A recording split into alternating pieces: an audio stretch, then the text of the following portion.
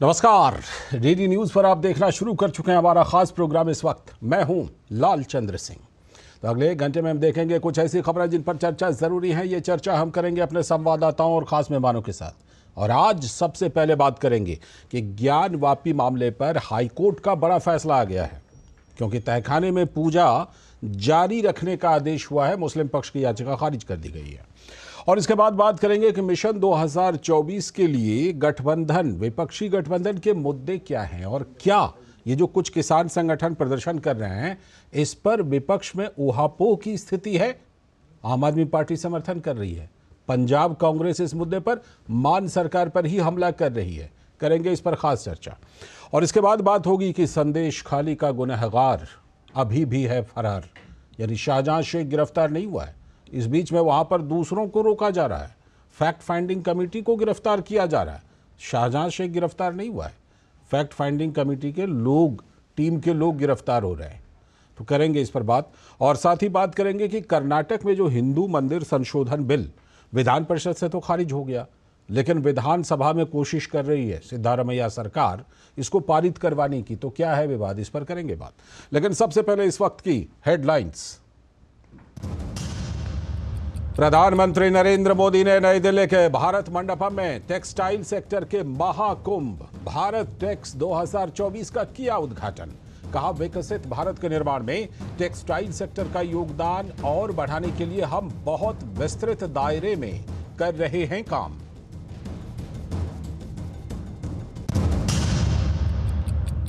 प्रधानमंत्री ने video conferencing के माध्यम से करीब 2000 रेलवे बुनियादी ढांचा परियोजनाओं का किया शिलान्यास और उद्घाटन। साथ ही 1500 रोड ओवरब्रिज और अंडरपास का भी किया शिलान्यास।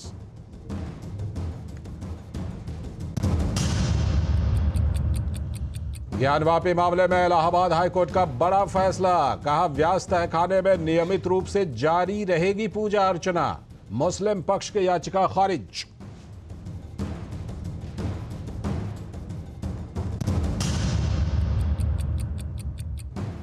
पश्चिम बंगाल के संदेश खाली मामले में गिरफ्तार टीएमसी नेता अजीत मैथी को आज कोर्ट में किया जाएगा पेश। भाजपा के सांसद दिलीप घोष ने ममता सरकार पर बोला हमला। फैक्ट फाइंडिंग टीम को रोककर मामले को दबाने का लगाया आरोप।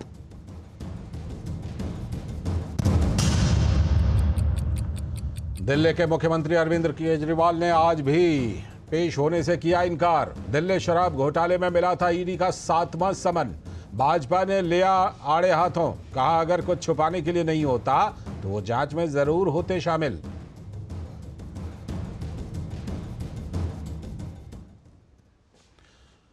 और लेडी हार्डिंग मेडिकल कॉलेज के 107वें वार्षिक दिवस और दीक्षांत समारोह को राष्ट्रपति द्रौपदी मुर्मू ने संबोधित किया। उन्होंने कहा कि कोरोना में डॉक्टरों का योगदान अतुलनीय। गांवों में डॉक्टरों की कमी को दूर करने के लिए खोले जा रहे हैं मेडिकल कॉलेज। और साथ ही एक और जो बड़ी खबर है वो ये कि कर्नाटक की कांग्रेस सरकार विधानसभा में रखेगी हिंदू मंदिर संशोधन बिल। विधान परिषद में बीजेपी और जेडीएस के विरोध के चलते पारित नहीं हो सका था ये विधेयक, और बीजेपी और जेडीएस शुरुआत से ही इस विधेयक का विरोध कर रहे हैं। तो ये थी हेडलाइंस। अब देखते हैं खबरों को विस्तार से। और सबसे पहले बात आज के सबसे बड़े मामले की, और सबसे पहले मामले की ये मामला है ज्ञानवापी पर। इलाहाबाद हाईकोर्ट ने आज ज्ञानवापी मामले पर सुनाया बड़ा फैसला। और इस फैसले में क्या कुछ इलाहाबाद हाईकोर्ट ने कहा है। मुस्लिम पक्ष की पूजा रोकने वाली जो याचिका थी उसे खारिज कर दी इलाहाबाद हाईकोर्ट ने और पूजा जारी रखने का आदेश दिया। वाराणसी के जिला जज ने पिछले दिनों व्यास जी तहखाने में पूजा की इजाजत दी थी, तो इसी के खिलाफ मुस्लिम पक्ष हाईकोर्ट गया था। लेकिन अब जो हाईकोर्ट का आज का फैसला है, इसके बाद अब मुस्लिम पक्ष सुप्रीम कोर्ट भी जा सकते हैं। रास्ता खुला हुआ है न्यायिक प्रक्रिया की। दरअसल दिसंबर 1993 से ज्ञानवापी परिसर में बैरिकेड लगा दिया गया था मुलायम सिंह की सरकार के दौरान, और उसी समय से ये पूजा अर्चना नहीं हो पा रही थी, जिसको बाद में अदालत ने खोल दिया। हिंदू पक्ष ने दावा किया है कि मस्जिद के कब्जे के बावजूद ब्रिटिश काल से ही वहां पर पूजा हो रही थी, जिसे मुलायम सिंह की सरकार के दौरान बंद किया गया। सनातन संस्कृति के चिन्ह और प्राचीन मूर्तियां आज भी तहखाने में मौजूद हैं। इस याचिका के मुताबिक, जो हिंदू पक्ष की याचिका है उसके मुताबिक, वर्षों से व्यास परिवार वहां पर नियमित पूजा किया करते थे, लेकिन 1993 के बाद वहां पर मुलायम सिंह सरकार के दौरान पूजा रोक दी गई थी, सपा की सरकार के दौरान। तो 2022 में जिला अदालत ने श्रृंगार गौरी विग्रह का पता लगाने के लिए एक कमिश्नर का नियुक्त किया था। इस बीच जो सर्वे हुआ तो एएसआई के सर्वे का दावा है कि मस्जिद परिसर में शिवलिंग भी मिले हैं। हिंदू पक्ष के याचिकाकर्ता का दावा, औरंगजेब के आदेश पर तोड़ा गया काशी विश्वनाथ मंदिर। और इन सब के बीच आज भी ज्ञानवापी परिसर में मिल रही हैं दर्जनों हिंदू सनातनी मूर्तियां और ये सिलसिला जारी है। तो ज्ञानवापी मामले में हिंदू पक्ष के वकील विष्णु शंकर जैन ने कहा कि आज इलाहाबाद उच्च न्यायालय ने अंजुमन इंतजामिया के आदेश की पहली अपील को खारिज कर दिया है, जो 17 और 31 जनवरी के आदेश के खिलाफ निर्देशित की गई थी। माननीय इलाहाबाद हाईकोर्ट ने जो अंजुमन इंतजामिया की दोनों याचिकाएं थी, फर्स्ट अपील फ्रॉम ऑर्डर, जिसमें उन्होंने 17 जनवरी के ऑर्डर को चैलेंज किया था और 31 जनवरी के ऑर्डर को चैलेंज किया था, आज वो दोनों याचिकाएं माननीय इलाहाबाद हाईकोर्ट ने डिसमिस कर दी हैं। तो इसका अर्थ ये है, इसका निष्कर्ष ये है कि जो पूजा वहाँ पे चल रही है वो नियमित रूप से चलती रहेगी। जो आधार बना है, मुझे लगता है माननीय न्यायालय के फैसले का, उसमें कोर्ट के सामने हमने स्पष्ट रूप से बात रखी थी कि सेक्शन 151 सीपीसी में कोर्ट को ये पावर है, जहाँ पे कोर्ट अगर कोई चीज़ मिस हो गई ऑर्डर में तो उसको क्लैरिफाई कर सकती है फर्दर ऑर्डर से। तो ये प्रतिक्रिया हिंदू पक्ष के वकील ने दी है। और ज्ञानवापी मामले में हाईकोर्ट के फैसले पर अयोध्या भूमि विवाद मामले में पूर्व वादी इकबाल अंसारी ने कहा कि सरकार किसी की भी हो, कानून सबके लिए समान है। साथ ही उन्होंने कहा कि अदालत के फैसले का सभी को सम्मान करना चाहिए। अगर कोर्ट ने फैसला किया है तो जितने भी हमारे देश के लोग हैं सभी सम्मान करें। सम्मान, कोर्ट का सम्मान सबको करना चाहिए, क्योंकि देश का जो कानून है वो हमारे देश के लिए ही बना है। देश के हिंदू हो, मुस्लिम हो, सिख, ईसाई सभी के लिए बना हुआ है। कोर्ट का लोग सम्मान करें, चाहे वो किसी के घर का हो, चाहे वो मस्जिद का हो, चाहे वो मंदिर का हो या गुरुद्वारे का हो। ये बहुत अच्छी बात इकबाल अंसारी कह रहे हैं कि जो कोर्ट का फैसला उसका सम्मान सभी को करना चाहिए। लेकिन आज का जो हाई कोर्ट का फैसला उसमें क्या कुछ खास है? हमारे संवाददाता हरिकेश बहादुर सिंह गौतम जुड़ रहे हैं हमारे साथ, वाराणसी से जुड़ चुके हैं। हरिकेश, सबसे पहले तो यही बताइए कि ये फैसला आ गया है, लेकिन इस फैसले के पीछे क्या तर्क रहा? अदालत ने क्या कुछ खास बातें कही हैं इस फैसले को देने के दौरान?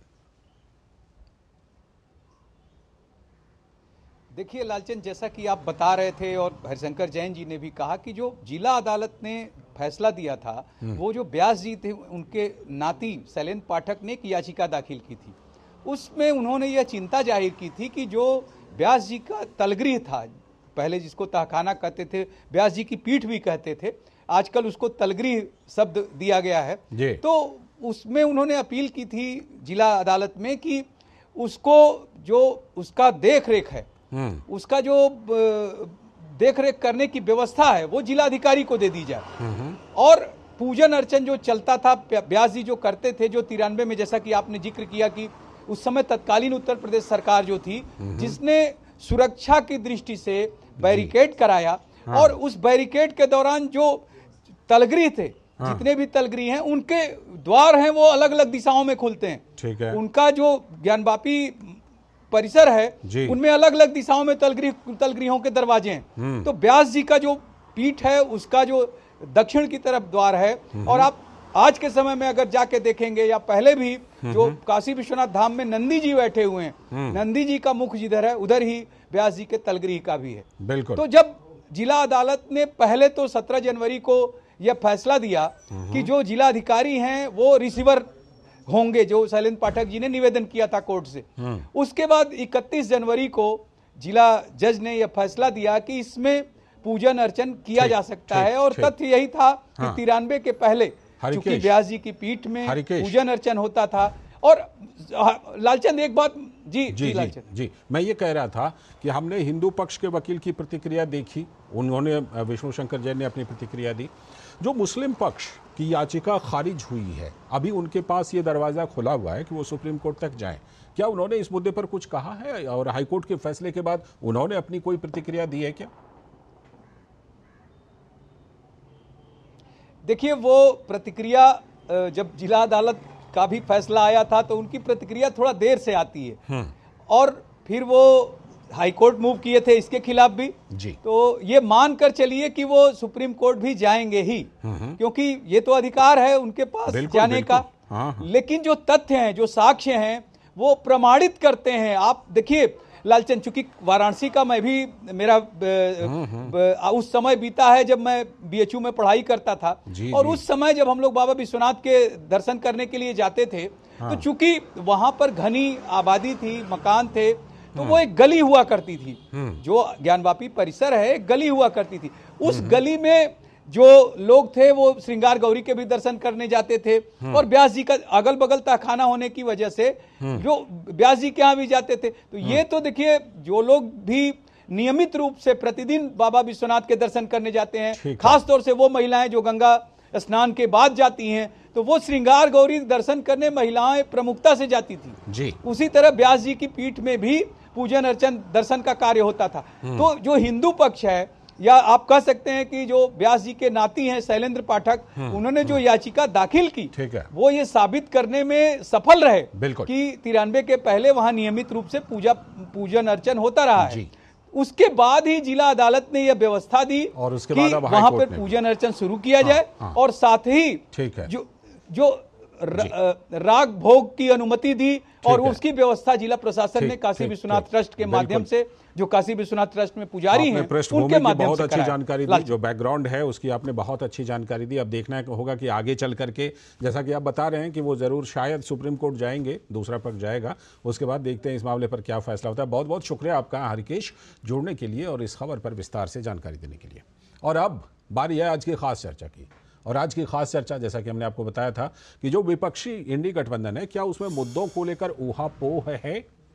गिव एंड टेक के फॉर्मूले पर इंडी गठबंधन का सिलसिला जारी है, लेकिन मंच से मुद्दे गायब हैं कि कौन से मुद्दों पर इंडी गठबंधन एक होकर लड़ेगा।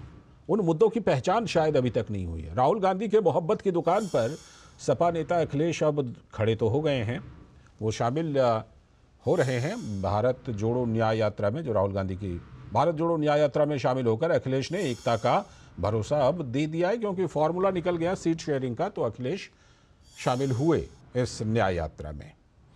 लेकिन कुछ किसान संगठनों का जो प्रदर्शन चल रहा है, उसको लेकर विपक्ष में ऊहापोह की जबरदस्त स्थिति है।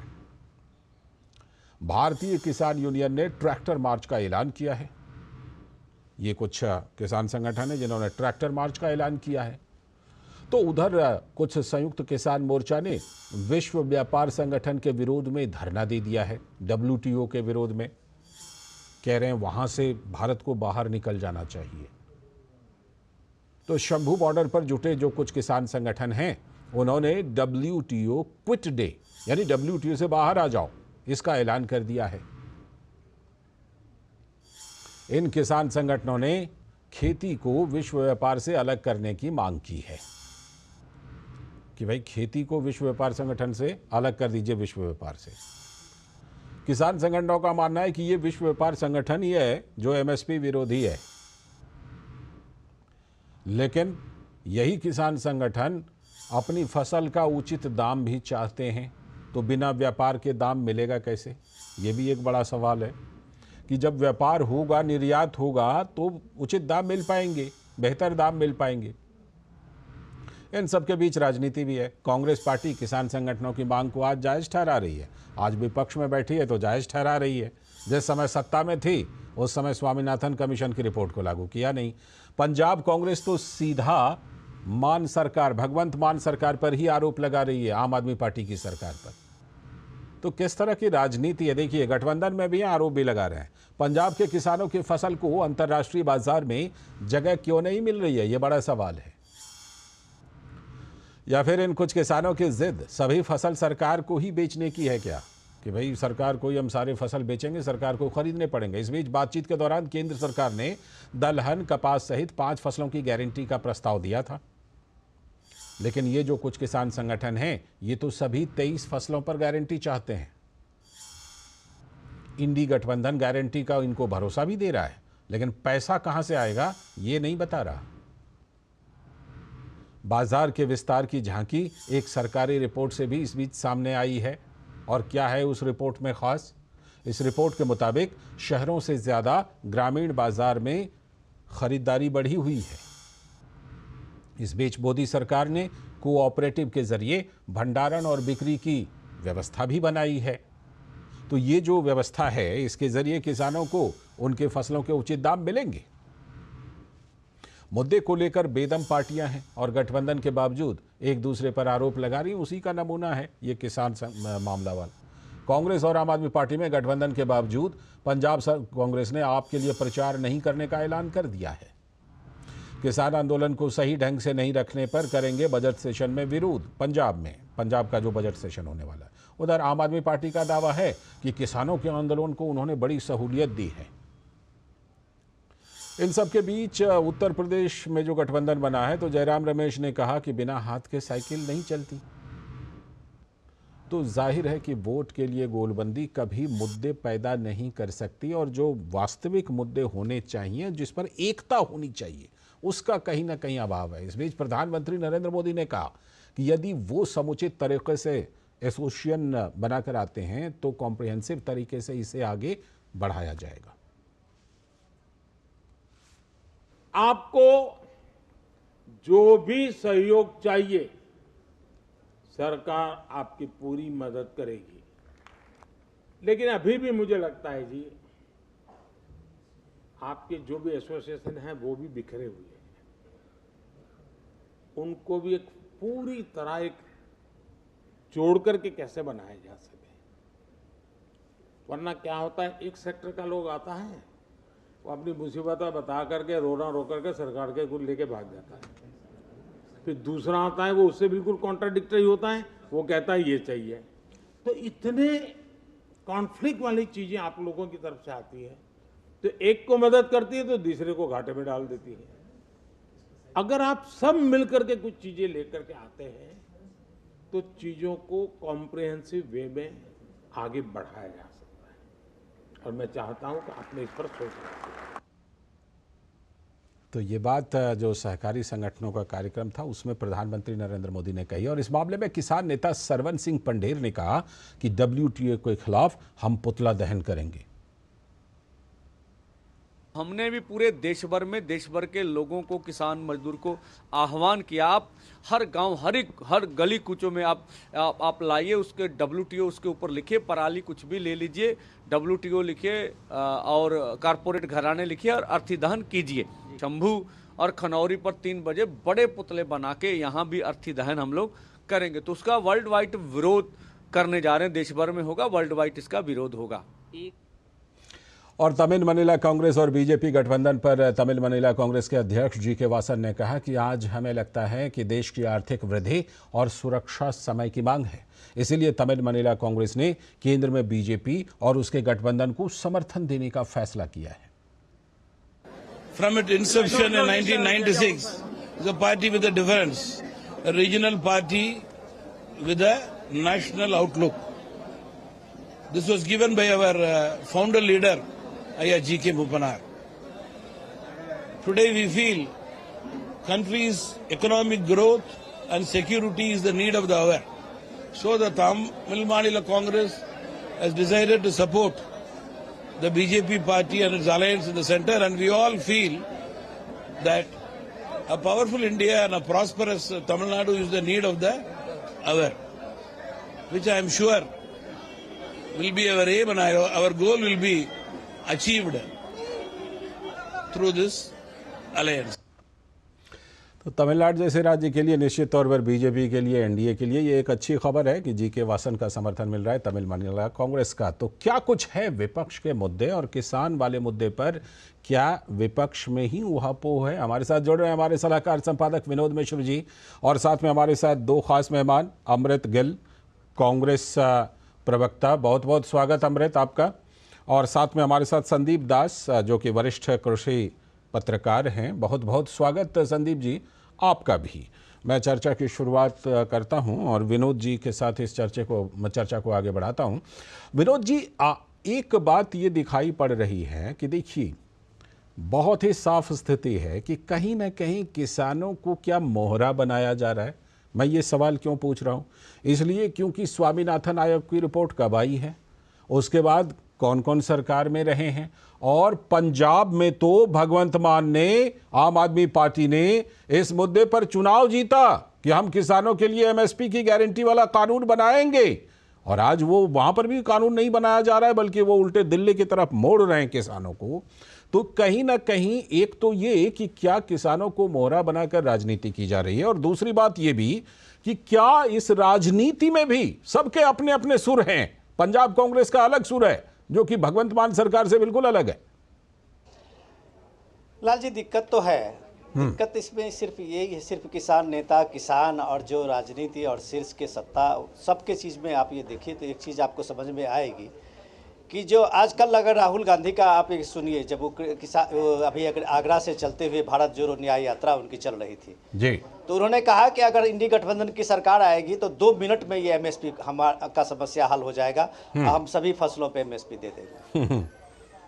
तो अब वो उनके कहने की बात है कि वो रथ यात्रा से निकले हैं, सियासत करनी है तो ये बात बता रहे हैं। लेकिन जो सरकार है उसके सामने में अगर आप पर्सपेक्टिव देखिए तो क्या ये एमएसपी देना कितना संभव है, कितना फिजिबल है, ये बात तो कम से कम कांग्रेस की सरकारें जो थी पहले वो भी मान चुकी है कि ये फिजिबल नहीं है। बिल्कुल। तो ये सबकी अपनी अपनी एक सीमा होती है, जिसमें जो विपक्ष में बैठे हुए हैं लोग, उनके कोई सीमा नहीं होती है, उनका इसका लिमिट जो है कोई है नहीं, वो जहां तक बोल सकते हैं, जहां तक कर सकते हैं। लेकिन सबसे जो हैरानी की बात ये है कि उसमें कि आप ये देखिए कि ये पहली बार ऐसा हुआ होगा शायद कि खुद केंद्रीय मंत्री जो है, 3 केंद्रीय मंत्री चल के किसानों के बीच जाते हैं और बातें करने के लिए वहां पहुंचते हैं। 4 दौर की बात होती है। कोई किसान जो दिल्ली आने की बात कर रहे हैं, दिल्ली ही खुद चल के उनके बीच पहुंच रही है। लेकिन उसकी जिद क्या है? अगर वो इस बात को जान रहे होंगे कि जो गवर्नमेंट, कम से कम मोदी सरकार इस बात के लिए इतना लिबरल बनी हुई है, इतना फ्लेक्सिबिलिटी से आपको अवेलेबल है आपके बीच में, इसके बाद भी आपकी जिद है, तो जाहिर सी बात है कि उनकी सियासत ज़्यादा है, उसमें हकीकत कम है, उसमें मांग के बारे में उनको ज़्यादा, उसमें उनको लग रहा है कि इसमें दम नहीं है जी। अगर दम होता तो आप ये देखिए कि आज का जो उनका प्रोग्राम है, वो प्रोग्राम बना रहे हैं कि वो WTO के अगेंस्ट में उनका ये पुतला दहन का प्रोग्राम है। एक जगह के ट्रैक्टर की रैली निकल रही है WTO के अगेंस्ट में। अब सवाल है कि विश्व व्यापार केंद्र का जो ये हुआ था, WTO का जो जिस समय में एग्रीमेंट हुआ होगा उस समय में कांग्रेस की ही सरकार रही होगी, और ये लिबरलाइजेशन के दौर में WTO की अपनी एक शर्त रही होगी, जो भी विश्व व्यापार आप करते हैं तो सही बात है। ये लेकिन अगर बाजार आपको उपलब्ध कराने के लिए सरकार तैयार है, जिसमें आज PM ने कहा कि जिसका कोई बाजार नहीं होता, उसकी प्रचार नहीं होता, उसकी मोदी गारंटी है। तो जिस तरह से सरकार इस तरह के एक्टिव है और सिंसियरिटी के साथ में कि वो अगर समय के हिसाब से, डिमांड के हिसाब से अगर किसान फसल उगाते हैं तो उनको MSP गारंटी का तो कोई ऐसा लगता नहीं है कि कोई बहुत बड़ी चीज है। 5 फसल की गारंटी पिछली बार जो मंत्रियों के समूह जो वहां गए थे वो प्रस्ताव में लेके आए थे, क्योंकि दलहन की मांग इंडिया के बाजार में है। अब जितने करोड़ों रुपए का दाल आयात करते हैं वो अपने किसानों को दे सकते हैं अगर किसान इस चीज को उपजाए। तो ये सारी चीज जो पॉलिटिक्स में आप ये देख रहे हैं, सियासत में चुनाव का समय है और चुनाव के समय में जब पॉलिटिकल पार्टीज के पास में, खास करके विपक्ष के पास मुद्दे नहीं होते हैं तो ऐसे ऐसे मुद्दे गढ़े जाते हैं और उस मुद्दे को लेकर सड़क पे आंदोलन किया जाता है। ठीक, वही हमें दिखाई पड़ रहा है। मैं संदीप जी के पास आऊं उससे पहले अमृत के पास चलता हूं। अमृत जी, जो स्वामीनाथन आयोग की रिपोर्ट थी वो UPA 1 के दौरान आ गई थी, ठीक है। UPA 1 की सरकार रही, UPA 2 की सरकार रही, राज्यों में कई राज्यों में कांग्रेस की सरकार थी और है भी, ठीक है। अब सवाल ये उठता है कि अगर इस दौरान ये MSP पर गारंटी वाला कानून संभव नहीं लगा तो आज ये संभव कैसे लग रहा है अमृत जी? सबसे पहले मैं अभी जो मिश्रा जी बोल के हटे हैं, मैं बता दूं कि किसानों को कोई वर्गला मा नहीं सकता। हाँ। किसान अपने आप में अपनी पैदावार जो देश के पेट भर सकता है 140 करोड़, वो अपने लिए आंदोलन भी कर सकता है। इसमें कोई आप कहें कि पॉलिटिकल पार्टीज लेके आई, तो मैं बता दूं कि 2020 में किसान आए थे, किसानों ने 13 महीने संघर्ष किया, तो प्रधानमंत्री ने गुरु नानक देव जी जयंती पे वादा किया कि हम अपने तीनों कानून वापस लेते हैं। हाँ, तो वो और तो वापस उनको हो गई। एमएसपी के लिए कमेटी बनाई। कमेटी में किसानों को 24 लोग तो जो ये कानूनों के फेवर में थे उनको रखा और 3 किसानों की स्पेस दी, तो किसानों ने उसको एक्सेप्ट नहीं किया। क्यों नहीं तो किया? 2 साल बीत जाने के बाद भी प्रधानमंत्री ने जो कहा उसके ऊपर कुछ भी नहीं हुआ, तो किसान हताश होकर पहला फिर सवाल ये दोबारा उठाइए अमृत जी कि और किसानों ने अपने प्रतिनिधि क्यों नहीं दिए इस कमेटी में, ये सवाल भी। अभी मैं इसका जवाब देती हूँ। हाँ, किसान संयुक्त किसान मोर्चा में 32 किसान जथेबंदियां थी। 24 लोग सरकार के और 3 लोग किसानों के, और वो 24 लोग सब फेवर वाले थे 3 काले कृषि कानून। तो किसानों ने विरोध किया और उन डिबेट्स में मैं अक्सर जाती थी और मैं बोलती थी क्यों 3, तो किसान उसमें गए ही नहीं, उसके ऊपर कोई बात हुई नहीं। तो किसानों को अब लगा कि अब जाना चाहिए क्योंकि हमारी बात कोई सुनी नहीं जा रही। अच्छा। इसीलिए वो फिर आंदोलन के लिए तैयार हुए और आए। और दूसरी बात मैं कहूंगी कि किसान अपनी फसल प्रोड्यूस करता है। अच्छा, मैं ये 4 फसलों का बता दूं कि मंत्री आए, पंजाब में आए, किसानों के साथ, किसान लीडर्स के साथ मिले, इन्होंने मीटिंग्स की। ठीक है। अच्छी बात है, आए। हाँ। पर ये जो 3-4 फसलों की बात की, कॉटन, पंजाब के किसान अब ये इसको कपास जो बोलते हैं इसको उगाता नहीं है। क्यों? क्योंकि इसमें जो पिंक वॉर्म है वो अनकंट्रोल्ड है, जिससे फसल खत्म हो जाती है और उसने छोड़ दिया। उसका इंटरेस्ट नहीं है। मक्के की बात बता दूं, पंजाब में वाटर लेवल इतना डाउन है और जो मक्का की ये नई वैरायटी है, तो ये झोना जो है पैडी तो अमृत जी, आपकी ही तर्क पर बात रख रहा हूँ। अगर मान लीजिए वाटर टेबल इतना नीचे चला गया है, तो फिर अंधाधुंध धान और गेहूं की खेती से क्या वो टेबल ऊपर आ जाएगा? ये सुनिए मेरी बात। तो ये जो आप मक्का बोल रहे हैं वो तो पैडी से भी डिस्ट्रक्टिव है। किसान क्रॉप डाइवर्सिफिकेशन चाहता है, उसी के लिए तो वो 23 फसलों पे एमएसपी मांग रहा है। और प्रधानमंत्री जब सीएम गुजरात थे उन्होंने कहा था कि ये 23 फसलों पे एमएसपी मिलनी चाहिए। तो मिल तो रही है एमएसपी, बता दूं, एमएसपी मिल तो रही है ना? हाँ, 1 मिनट स्वामीनाथन पे बोल लूं मैं। स्वामीनाथन ने 2006 में 201 रिकमेंडेशंस किए, जिसमें 174 रिकमेंडेशंस कांग्रेस ने 2014 तक सारी डिफरेंट फेजेस में उसको एक्सेप्ट करके इम्प्लीमेंट कर दिया। तो उसके बाद एमएसपी वाला भी मान लेते, एमएसपी वाला नहीं माना नहीं माना, तो अब कांग्रेस ने कमिट किया है कि हम एमएसपी 23 फसलों में भी देंगे।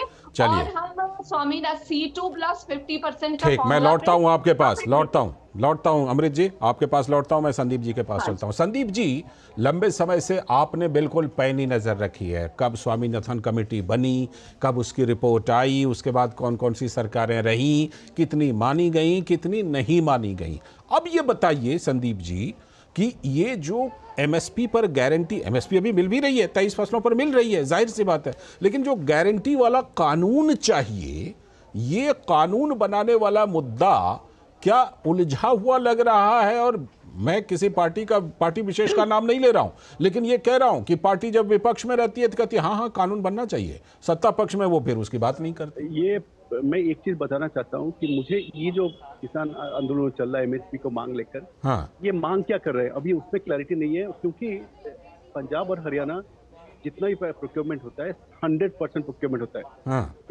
जहाँ तक क्रॉप डाइवर्सिटी बट मैं बता दूं, जो नॉन बासमती राइस, मैं अभी आंकड़ा बता दूं, जो भी प्रोक्योरमेंट होता है पंजाब से, वो फार्मर खुद भी वो नॉन बासमती नहीं खाते हैं, क्योंकि उसका जो इम्पैक्ट है, वो जो क्वालिटी ऑफ राइस, जो परमल चावल थे, उनको इतना लॉन्ग ड्यूरेशन, ये पराली वाला सब लिंक है उसके साथ, बट उसका यील्ड बहुत ज्यादा है, किसान 20 लेता है, एमएसपी में जाता है।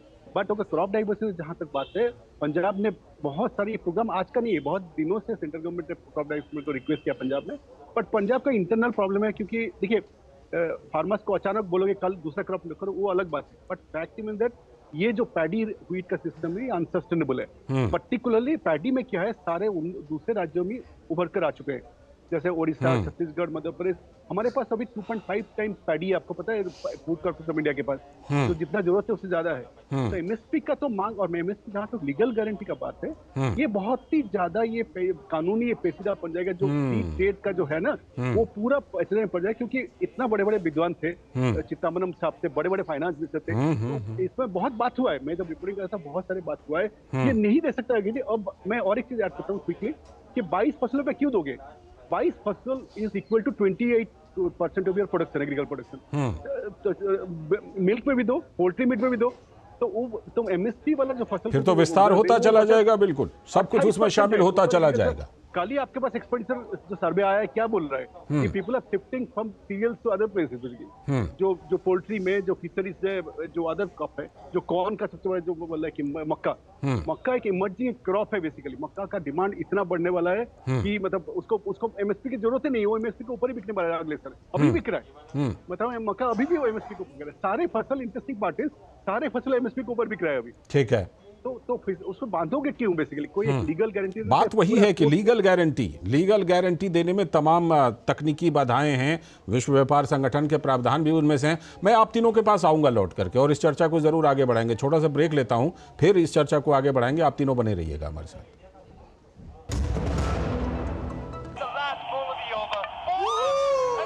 लड्डू हम यहाँ बैठे बैठे पैसे बना सकते हैं।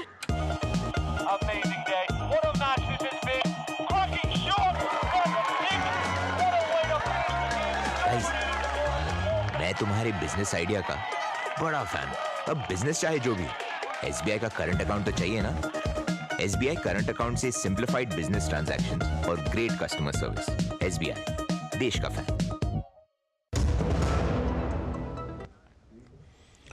स्वागत है। ब्रेक के बाद हम चर्चा कर रहे हैं कि क्या कुछ किसानों के मुद्दे हैं और विपक्ष जो है इसमें क्या एक अवसर देख रहा है क्या। विनोद जी के पास मैं सीधे चलता हूं। विनोद जी, अभी अमृत जी ने कहा कि भाई विनोद जी बोल कर चले गए, नहीं अमृत जी, विनोद जी हमारे साथ हैं, ठीक है। विनोद जी ये बताइए कि अमृत जी इस बात को खारिज कर रही हैं कि देखिए ऐसा नहीं है कि विपक्ष इसमें राजनीति कर रहा है। किसानों को बरगलाया नहीं जा सकता, किसान संगठनों को बरगलाया नहीं जा सकता, उनके वास्तविक मुद्दे हैं, इसीलिए कांग्रेस पार्टी हो या कोई भी पार्टी हो वो उनको समर्थन दे रही है। विनोद जी। लाल जी थोड़ा सा अगर अमृत जी सुन ले तो मुझे लगेगा कि जरूर वो बिल्कुल सुन रही हैं, बिल्कुल सुन रही हैं। तो सवाल ये है कि जो पार्टी, कांग्रेस पार्टी या इंडिया गठबंधन का अभी तक कोई एक ऐसा एजेंडा नहीं बना है जिसको आप कॉमन मिनिमम प्रोग्राम कहते हो। अभी तो जुगाड़ से सिर्फ एक सीट शेयरिंग की बात हो रही है, गिव एंड टेक के, कि आप उसको दे दीजिए, आप उनको दे देंगे, इस तरह से है कि सब अपने अपने पीठ खुल जाने वाली जो बात है वो सीधी सीधी राजनीति में अभी दिख रही है। तो इनका कॉमन मिनिमम प्रोग्राम क्या होगा और क्या एजेंडा होगा ये तो नहीं पता मुझे, लेकिन अभी जरा इनसे थोड़ा सा समझें इस चीज को कि एक पहली बार सरकार में ये सरकार ने एक सॉल्यूशन दिया है। ये सॉल्यूशन आप दे सकते थे, ये सॉल्यूशन लेके आप आ सकते थे किसानों के बीच में कि लुक, अगर ये एमएसपी का ये प्रॉब्लम है, हमारे पास ये सॉल्यूशन है और इस सॉल्यूशन लेके हम आगे बढ़ेंगे और इस इलेक्शन में हम आएंगे। वो आपको नहीं है। आपने 2 मिनट में कह दिया हम एमएसपी का एकदम लीगल गारंटी देंगे और 2 मिनट में देंगे। जैसे ही हमारी सरकार बनी वैसे तुरंत वो हमें मिलेगा। अभी जो मोदी सरकार का ये अभियान है, अभी देखिए अभी एफसीआई का ये किसान के एमएसपी से अगर आप फसल खरीदते हैं तो उसको रखेंगे कहाँ? तो एफसीआई की जो कैपेसिटी है वो लगभग 3.5 लाख टन का मेट्रिक टन का वो फसल का वो भंडारण की क्षमता है। वही एक आपके पास में सोर्स है जिससे आप पूरे देश में इस तरह से अनाज का डिस्ट्रीब्यूशन करते हैं। ठीक है। जो अब तक उसके लिए बना था, जो फूड सिक्योरिटी एक्ट है आपका, और जो राशन जो पूरे देश में आप भेजते हैं उसके लिए केंद्र की तरफ में एफसीआई स्थापित हुआ था। वही एक एजेंसी भी बन गई थी इन सारे चीजों के लिए, एमएसपी को लेके। लेकिन ये पैटर्न अब जल्दी चेंज होने वाला है। अब वो उसमें कोऑपरेटिव आ रहा है कि अब आप देखिए कि इस पे काम हो रहा है कि आप 7.5 लाख 8 लाख मेट्रिक टन का भंडारण की क्षमता भारत में होगी, इसकी व्यवस्था हो रही है। और इस भंडारण की बात जब होगी तब इसमें वही कोऑपरेटिव जो है, जिस समय में किसान का उचित दाम मिलना चाहिए, उसको बाजार में ले जाना चाहिए, ये खुद किसान तय करेंगे जब उनके चीजों का, उनके फसलों का भंडारण होगा। लेकिन सियासत क्या है कि ये बात अमृत जी समझे कि जो बात अभी वो कह रही थी अभी अपने चीजों में कि हमने इतना लागू किया, हमने इतना इस चीज में इसको लेके आए थे। तो सवाल ये है कि जो बात किसान कह रहे हैं वो 50% कह रहे हैं कि उनके लागत का और ये 50% अभी उनको मिल रहा है। अब आप देखिए कि अगर आप प्रोडक्ट के रूप में देखिए तो एमएसपी का रेट आप जोड़े तो 33% से ज्यादा उनके लागत का मिल रहा है उनके एमएसपी में, चाहे वो गन्ना हो, चाहे वो धान हो, चाहे ये सब डेटा थोड़ा सा वो देख ले। लेकिन अब सवाल ये है कि आपको सिर्फ राजनीति करनी है और अलग अलग क्वार्टर में आपको अलग अलग इश्यू को हाईलाइट करना है, तो आप इस तरह के इश्यूज सबको इकट्ठा कर रहे हैं। बिल्कुल। लेकिन देश का में क्या इसके इम्पैक्ट है और देश में इसको क्या रिस्पॉन्स है, ये आप किसान संगठन ही आप किसान संगठन ही खुद कह रहे हैं कि इसमें सारे किसान संगठन नहीं है शामिल। वो खुद कह रहे हैं कि हम एक चाहते हैं कि सारे किसान संयुक्त किसान मोर्चा जो है वो एक स्वर से इस चीज के लिए बोले। तो जब आप अपने लोगों में कन्विंस नहीं कर पाए हैं इस इशू को लेके, तो आप सरकार को कैसे कन्विंस करेंगे? छोटा सा जवाब दीजिए अमृत जी। देखिए, किसान एमएसपी मांग रहे हैं, एमएसपी के ऊपर बहुत सारी फसलें बिक रही हैं, दालें भी बहुत सारी थोड़ा सा संशोधन कीजिए। एमएसपी मिल रही है, एमएसपी पर गारंटी वाला कानून मांग रहे हैं। वही मैं उसी बात पे आ रही हूँ। कितनी फसलें बिक रही हैं और एमआरपी तो नहीं मांग रहा किसान, एमएसपी मांग रहा है। मैं वही एमएसपी की गारंटी वाला कानून। और एक minute sir, please let me complete, है ना? Sure. I may be wrong also. You all are very experienced, but just allow me to speak. Yes, please. तो मैं ये कह रही हूँ कि किसान मांग रहा है मिनिमम सपोर्ट अपने फसल की। पक्का बीजे, धान बीजे 33% बिक रहा है। जब किसान टमाटर सड़कों पे फेंकता है, वो 2 रुपए किलो हो जाता है और उसकी लागत भी नहीं लगती, तो उसके लिए गवर्नमेंट क्या करती है? No support. किसान की पूरी फसल बर्बाद, डिस्ट्रॉय हो जाती है। तो इसलिए किसान मांग रहा है कि मुझे मिनिमम सपोर्ट प्राइस मिले। और मैं एक दूसरी बात बताना चाहती हूँ, सरकार ने अगर 17 लाख करोड़ का भी बजट है कि 23 फसलें 17 लाख करोड़ में खरीदी जाएंगी, मुझे एग्जैक्ट फिगर नहीं पता, तो क्या फसल को खरीद के किसान सरकार उसको डिस्ट्रॉय करेगी कि 17 लाख करोड़ गया, उसकी कोई ट्रेडिंग करेगी? उसमें से अगर इनकेस कई सारी इसमें अव्यवहारिक बातें, अप्रायोगिक बातें हैं। सर एफसीआई की बात करती हूँ, फूड कॉर्पोरेशन ऑफ इंडिया जब आया, फूड सिक्योरिटी एक्ट आया, पीडीएस सिस्टम मैं ये कह रहा हूँ अमृत जी, अनाज मिला। अमृत जी आपकी बातें आई, इसमें दो बातें मैं जोड़ देता हूं। एक तो इसमें कई चीजें अव्यवहारिक, अप्रायोगिक हैं। दूसरी बातें, जो बात आप कह रही हैं सरकारें ये क्यों नहीं करती, ये आपके ऊपर लागू होता है कि जब आपकी सरकारें थी तो क्यों नहीं हुई। मैं आता हूं संदीप जी।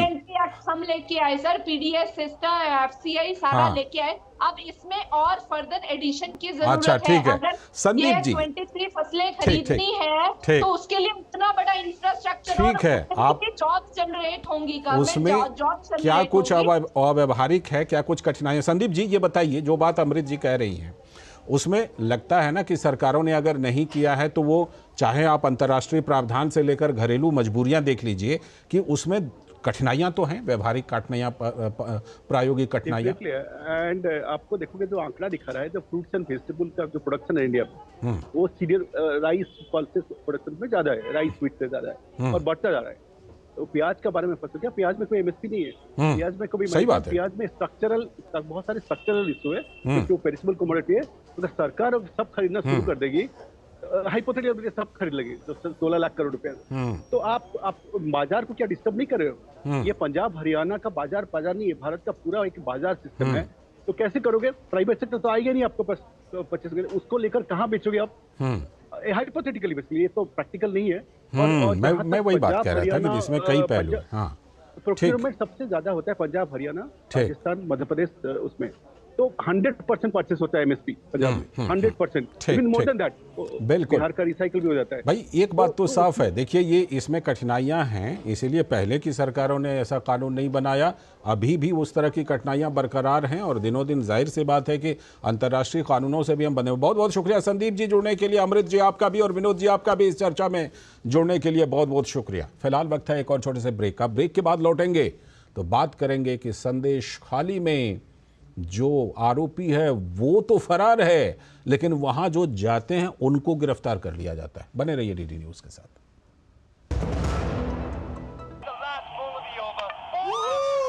क्या लड्डू हम यहाँ बैठे बैठे पैसे बना सकते हैं?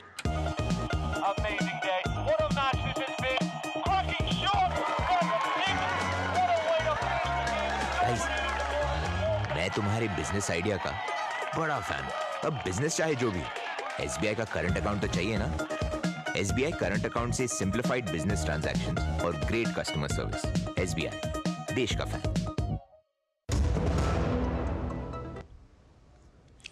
स्वागत है ब्रेक के बाद, और अब बारी है संदेश खाली वाले मामले की, क्योंकि ये मामला लगातार सुर्खियों में है। तो महिलाओं के यौन उत्पीड़न और जमीनों पर कब्जे को लेकर संदेश खाली लगातार सुर्खियों में है। खास बात है कि ये महिलाएं ज्यादातर अनुसूचित जाति जनजाति की महिलाएं हैं। तो मामले में भरपूर दबाव के बाद अब पुलिस ने टीएमसी के एक और नेता अजीत मैती को गिरफ्तार किया है और कोर्ट में पेश भी करने वाली है। लेकिन मुख्य आरोपी शाहजहां शेख कहां है? वो अभी भी फरार है। तो बीजेपी पुलिस पर आरोप लगा रही है कि क्यों नहीं गिरफ्तार कर रही है शाहजहां शेख को पुलिस। ईडी ने शाहजहां को 3 बार नोटिस भी दिया है और लुकआउट नोटिस भी जारी किया गया है। तो बीजेपी आरोप लगा रही है कि शाहजहां शेख को तो जो पश्चिम बंगाल पुलिस है और टीएमसी पार्टी है वो मिलकर छुपा रही है। संदेश खाली पर इस बीच हाईकोर्ट, कलकत्ता हाईकोर्ट सख्त हुआ और ममता बनर्जी सरकार को जबरदस्त फटकार लगाई। याचिका थी कि गिरफ्तार ना किया जाए, बेल दे दिया जाए, अंतरिम जमानत। तो शाहजहां शेख को तुरंत गिरफ्तार करने का आदेश दिया है हाईकोर्ट ने, यह कहा। इस बीच राष्ट्रीय अनुसूचित जनजाति आयोग यानी एसटी कमीशन ने कहा कि यौन शोषण और भूमि हड़पने की 50 शिकायतें संदेश खाली से मिल चुकी हैं अब तक। कल संदेश खाली जा रही बीजेपी फैक्ट फाइंडिंग टीम को पुलिस ने रोक दिया था और टीम के लोगों को गिरफ्तार भी कर लिया था और कोलकाता स्थित पुलिस मुख्यालय ले जाया गया था उनको, हालांकि बाद में छोड़ दिया गया। तो फैक्ट फाइंडिंग टीम ने राज्यपाल से मुलाकात के दौरान कहा कि उनकी गिरफ्तारी अवैध थी। बीजेपी का फैक्ट फाइंडिंग टीम को रोककर मामले को दबाने का आरोप, बीजेपी कह रही है कि टीम को इसलिए रोका जा रहा है क्योंकि मामले को दबाना है। इस बीच संदेश खाली में ग्रामीण महिलाओं का गुस्सा और अधिक भड़क गया और तृणमूल नेता शंकर सरदार के खिलाफ महिलाओं ने जबरदस्त विरोध प्रदर्शन वहां पर किया और ममता के मंत्री के सामने ही महिलाओं ने झाड़ू के साथ प्रदर्शन किया। प्रसेनजीत दा हमारे साथ जुड़ चुके हैं इस खबर पर और ज्यादा जानकारी के साथ। प्रसेनजीत दा, जिस तरह से कि ये मामला संदेश खाली का, अब तो सबसे पहले हाईकोर्ट पर बात कर लेते हैं कि हाईकोर्ट ने बड़ा सख्त लहजे में कहा है कि गिरफ्तार करो जल्दी से। इसके बावजूद क्या पश्चिम बंगाल पुलिस पर और टीएमसी पर यह दबाव बनेगा कि उसको अब जल्दी से गिरफ्तार किया जाए शाहजहां शेख को, या ऐसे ही छोटे छोटे मोहरे उठाती रहेगी? देखिए लालचंद, जो अदालत है उनके सामने इसके अलावा कोई चारा नहीं था। जिस तरह से डीजीपी राजीव कुमार और बंगाल की लोगों ने, मैं नहीं कह रहा हूं, हम जैसे पत्रकार नहीं कह रहे थे, लोगों ने जिसको युवराज कहते हैं वो अभिषेक बनर्जी कल आरोप लगाए थे कि अदालत ने शेख शाहजहां की गिरफ्तारी और उनके खिलाफ किसी तरह की कोई कार्रवाई करने की ऊपर रोक लगा के रखे हैं। मतलब अदालत के पास इसके, आज जिस तरह से अदालत फटकार लगाया, इसके अलावा अदालत के पास और कोई चारा भी नहीं था। क्योंकि ये जो पिछले कई दिनों से ये झूठ को फैलाया जा रहा था तृणमूल की तरफ से, डीजीपी राजीव कुमार की तरफ से, आज अदालत को ये सफाई देना जरूरी था। अदालत को बात को क्लियर करना जरूरी था, प्रदेश के लोगों के लिए, देश के लोगों के लिए, सरकार के लिए, डीजीपी राजीव कुमार के लिए। लालचंद जी, जिस तरह से इस बीच में जो बीजेपी की फैक्ट फाइंडिंग टीम है उसको रोका गया, गिरफ्तार किया गया, गिरफ्तार करना था शाहजहां शेख को, गिरफ्तार कर रहे हैं टीम को, फैक्ट फाइंडिंग टीम को। दादा, जब वहां से धारा 144 को कोर्ट ने हटा दिया है तो किस आधार पर यह गिरफ्तारी की जा रही है? जो कोई वहां दौरा करने जाते हैं उसी को गिरफ्तार कर लिया जाता है। जी लालचंद, यहाँ पे मैं दो बात कहूं, जो बात अभी तक लोगों ने शायद इस तरह से नहीं कह पाया। दो बातें हैं कि गिरफ्तार तो जारी है संदेश खाली में, लेकिन कौन कौन गिरफ्तार हुए हैं? उत्तम सरदार गिरफ्तार हुए हैं, शिबू हजरा गिरफ्तार हुए हैं, अजीत माइती गिरफ्तार हुए हैं। ये लोग कौन है? ये लोग तृणमूल का ही नेता है, ये लोग भी कसूरवार है, लेकिन ये लोग हिंदू कसूरवार है। आपको यह समझना चाहिए कि क्यों शेख शाहजहां को इस तरह से सरकार और पुलिस की पुलिस की दोनों मिलके इनको संरक्षण में रखा जाएगा और रखा जा रहा है। कारण यह है कि शेख शाहजहां, उनका भाई शेख सिराजुद्दीन, इस तरह के लोग वहां की 30% वोट बैंक का एक रखवाले हैं। पहली बात। दूसरी बात यह है कि अभी तक आप लोगों ने कोल स्मगलिंग, काउ स्मगलिंग ये सब सुने हैं, लेकिन बंगाल की और तीसरा एक या चौथा एक स्मगलिंग के बारे में आप कभी सुने नहीं है, जो ये लोग करते हैं और इसका कैश तृणमूल तक पहुंचाया जाता है, ऐसा आरोप है। वो है प्रॉन स्मगलिंग। प्रॉन स्मगलिंग, ये समझ ले कि ये प्रॉन स्मगलिंग एक अलग विषय है जो संदेश खाली से उजागर होकर सामने आना चाहिए। बिल्कुल बिल्कुल, और ये बिल्कुल बात सही है कि कहीं ना कहीं तुष्टीकरण का आरोप लग रहा है ममता बनर्जी सरकार पर संदेश खाली वाले मामले में। बहुत बहुत शुक्रिया दादा जुड़ने के लिए और इस खबर पर चर्चा करने के लिए।